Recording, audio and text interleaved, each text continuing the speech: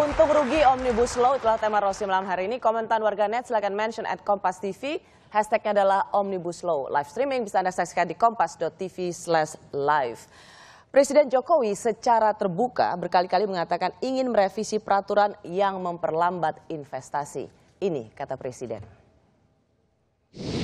Omnibus Law perpajakan dan Omnibus Law Cipta Lapangan Kerja saat ini sedang kita siapkan dan segera akan kami sampaikan kepada DPR RI. Omnibus Law memang belum populer di Indonesia, tapi telah banyak diterapkan di berbagai negara seperti di Amerika Serikat, Filipina. Ini adalah sebuah strategi reformasi regulasi. Harapannya adalah hukum kita jauh lebih sederhana, fleksibel, responsif, dan cepat menghadapi era kompetisi, era perubahan yang saat ini sedang terjadi. Berulang kali Pak Jokowi dalam banyak acara selalu masuk ke soal investasi, ekonomi, dan Omnibus Law. Pak Sofyan, seberapa penting sesungguhnya Omnibus Law ini untuk pengusaha?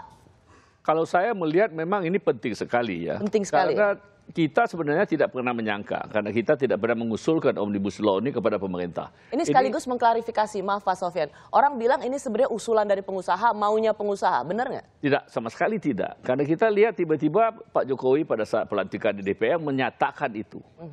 Di luar kita tahu ini ada apa isinya dan maunya Pak Jokowi. Cuma kita memang mengalami selama 5 tahun dan ini bahwa begitu banyak peraturan kita yang menghambat investasi.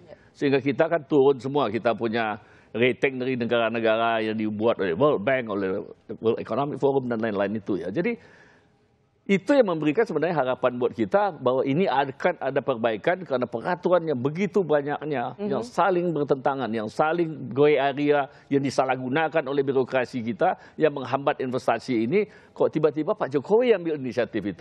Itu memberikan harapan baru kita. Kalau tidak ada yang berani lagi investasi di Indonesia. Soalnya tercatat kan ada 8.451 peraturan pusat, ada 15.965 peraturan daerah. Ini yang harus dihadapi oleh para pengusaha kalau mau berinvestasi di Indonesia. Bung Taufik, Mbak Nining, saya mau tanya, mengapa sesuatu yang baik tidak bisa diterima dengan baik oleh kelompok-kelompok buruh? Baik, dalam perspektif siapa dulu, ya kan? Tentu kami juga harus mempertimbangkan baik buruknya bagi kami, ya kan? Cuma persoalannya adalah itu tadi, bahwa di dalam proses saja sudah cacat formil ibaratnya.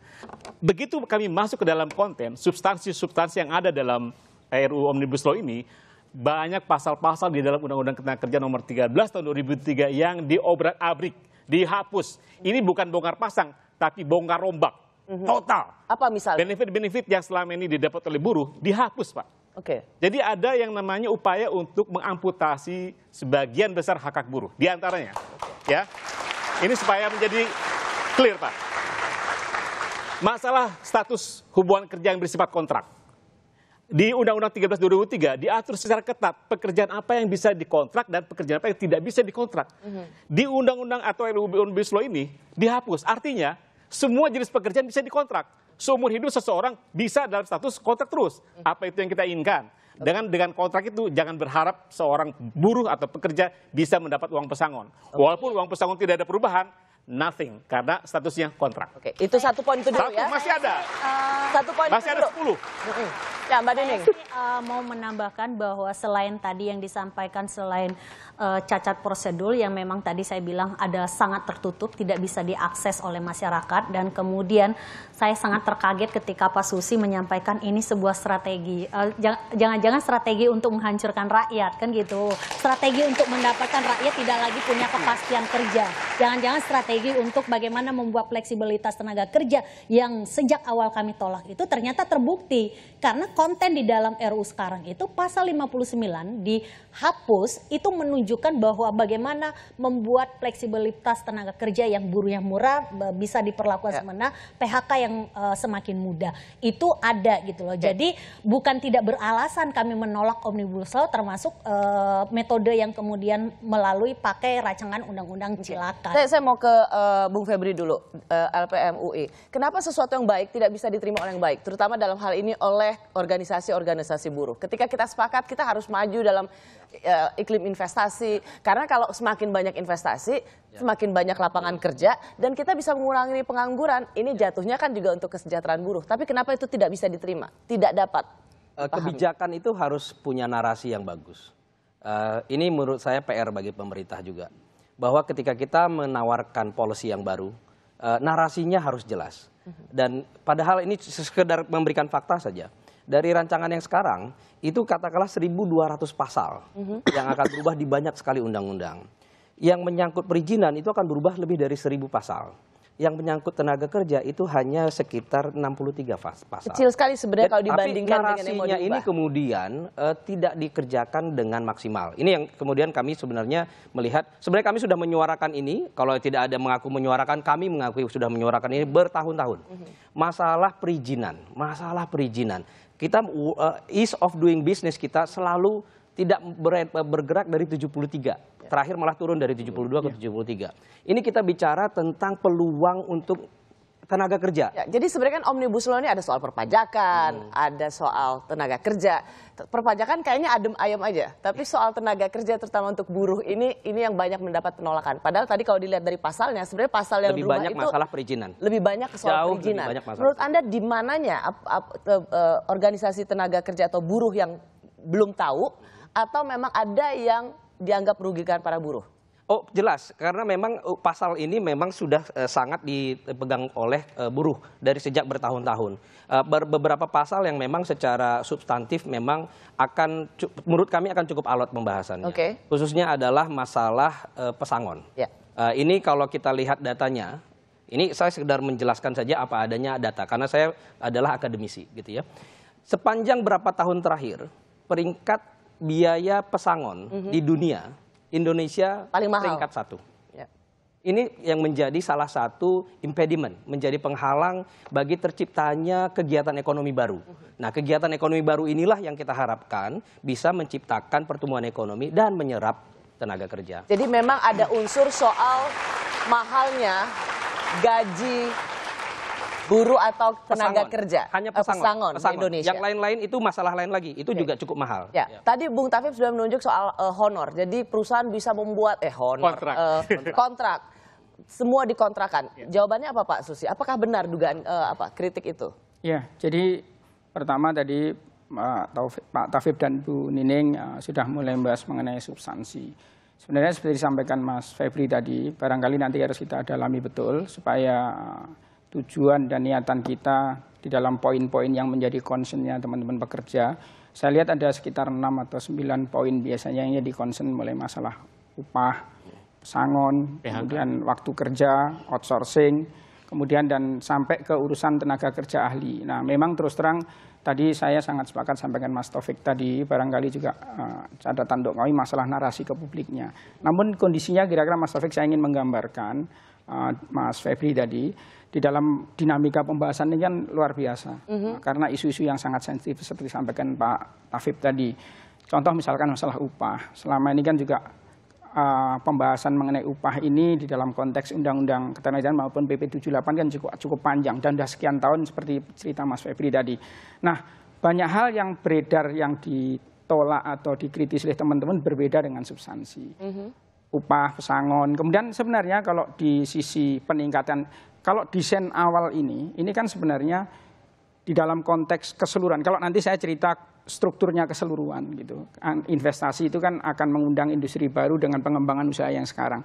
Ini judulnya yang satu adalah job creation, satunya harusnya welfare creation. Jadi harus meningkatkan kesejahteraan pekerja. Itu tema besarnya. Di dalam penerjemahan teknisnya, justru nanti kan kita berpikir beranjak dari tema besarnya dulu. Tinggal kita rekonstruksi. Nah, masalah upah kan disampaikan ditolak kalau turun. Sebenarnya konsepnya instruksi presiden jelas tidak boleh turun. Kemudian masalah pesangon. Pesangon itu masalah formulasi perhitungannya. Malah kita tambahin jaminan kehilangan pekerjaan yang selama ini belum ada. Tadi disampaikan Pak Tafib misalkan masalah pekerja kontrak. Saya terus terang tidak mendetailkan karena dari sekian banyak tadi Pak. Tapi niat yang awalnya boleh dibuka nanti semua paparan kami di publik, di media juga.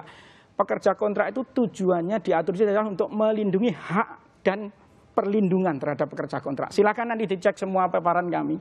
Jadi kalau tadi itu sebenarnya tidak ada niat sedikit pun untuk merugikan tenaga kerja. Sampaikan Mas Febri tadi masalah komunikasi. Nah, karena ada problem di sisi ini, makanya per hari kemarin itu begitu surprise sudah kami serahkan, sebenarnya sebelum surprise, seminggu sebelumnya, kita sebenarnya sudah menyiapkan satu tim pembahasan bersama. Justru mari kita list sama-sama mana topik yang menjadi concern-nya teman-teman pekerja. Kita jamin, kita fasilitasi, kita bahas habis di situ. Total kita bahas, bahkan kami juga memfasilitasi bukan hanya pasal-pasal RUU. PP pun mari kita siapkan sama-sama. Sebenarnya sudah cukup terbuka. Ya, Pak Sofyan. Kalau kita lihat ya mengenai masalah daripada ke depan ya, apa yang terjadi di dunia ini dalam persoalan ekonomi, memang fleksibilitas itu sangat diperlukan, apalagi kalau Anda bergerak dalam bidang e-commerce, ya. Sehingga memang pekerja-pekerja kontrak itu berubahnya bukan main, ya. Jadi kita pemerintah harus melihat juga ke depan, kemana kita akan pergi. Tak bisa yang tradisional itu saja. Jadi kalau kita mau maju, melihat negara-negara lain, memang ada hal-hal tertentu yang memang kita harus buka. Tidak perlu apa yang kita sudah salah yang membuat orang tidak mau investasi selama ini. Ini kita pertahankan terus. Ya orang tidak datang terus. Akhirnya pengangguran dan segala macam. Jadi soal kontrak itu justru menjawab tantangan zaman. Tantangan e-commerce dan lain-lain itu. Karena kita tidak punya manusia-manusia dan segala macam itu. Dan orang-orang itu anak-anak muda sekarang nggak mau juga kerja tetap kok. Kalau dia bisa dapat yang lebih baik, dia pergi aja. Sedangkan kita, ya saya kan termasuk yang tradisional sekali. Nggak pernah mau kalau bisa kita itu semua pekerja tetap. Karena kita butuhkan mereka, pekerja-pekerja itu. Yang tidak kita butuhkan itu yang malas-malas sama yang macam-macam itu. Itu saja. Kalau saya sih gini, mau menanggapi tentang persoalan bahwa tadi sebenarnya kalau bicara tentang fleksibilitas tenaga kerja, artinya bahwa ada niat sebenarnya pemerintah untuk bagaimana melakukan penciptaan lapangan kerja. Yes, kita tidak menolak itu. Tapi persoalannya ketika hanya menyediakan lapangan pekerjaan, orang hanya sekedar bekerja, tapi orang tidak punya keamanan dan perlindungan termasuk persoalan kesejahteraan, itu tidak akan mustahil kita akan bisa meningkatkan pertumbuhan ekonomi. Bagaimana kita membicara pertumbuhan ekonomi kalau konsumsi pendapatan masyarakat semakin rendah? Di mananya melihat bahwa RUU ini sangat tidak berpihak pada buruh? Ya, kenapa kita bicara tentang ketidakberpihakannya terhadap tenaga kerja? Pertama, dari proses sejak awalnya saja itu sudah tidak baik. Oke, itu kita sudah ini. Tadi kan Pak Susi sudah mengatakan ini sudah dibuka, silakan dikritisi. Jadi jangan mundur lagi. Iya, tapi saya mau bilang bahwa bagaimana mungkin kita mengkritisi di DPR sana kalau kita hanya diundang sebagai pendengar, sebagai rapat pendengar pendapat gitu kan. Sedangkan kita tidak punya peran yang juga cukup penting di sana. Itu yang harus diingatkan. Nah, kita tahu bahwa sebenarnya yang menjadi persoalan di negara kita ini adalah persoalan investasi dan investasi ini adalah persoalan korupsi dan birokrasi. Seharusnya itulah yang harus dilakukan, bukan kemudian ingin mengorbankan yang mayoritas rakyat pekerja.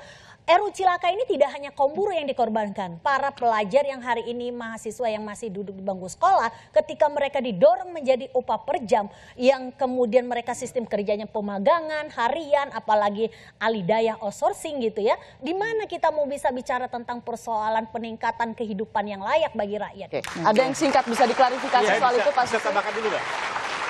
Jangan pernah mencap pekerja atau serikat pekerja ini anti investasi atau juga anti perubahan. Tidak, Pak. Banyak pekerja kita yang begitu mampu beradaptasi dengan berbagai perubahan. Dengan industri 4.0. Itu jelas sekali. Jadi jangan diecap seperti itu. Tapi bagi kami adalah begini, Pak. Jangan sampai karpet merah untuk investasi diundang. Tapi di bawah karpet itu buruh berinjak-injak nasibnya. Ini yang kita tidak inginkan. Artinya bagaimana investasi dibuka seluas-luasnya, mengurangi pengangguran, membuka lapangan kerja, tapi bagaimana pekerjaan yang disajikan itu adalah pekerjaan yang layak, upah layak, kerja layak. Sebenarnya itu yang dari tadi saya ingin tanyakan. Kita butuh investasi yang berkualitas, tapi juga ada kesejahteraan tenaga kerja yang berkelanjutan. Tapi dari tadi saya ingin tahu di mananya Anda merasa dirugikan dan itu yang belum terjawab. Kalau kembali sesaat lagi.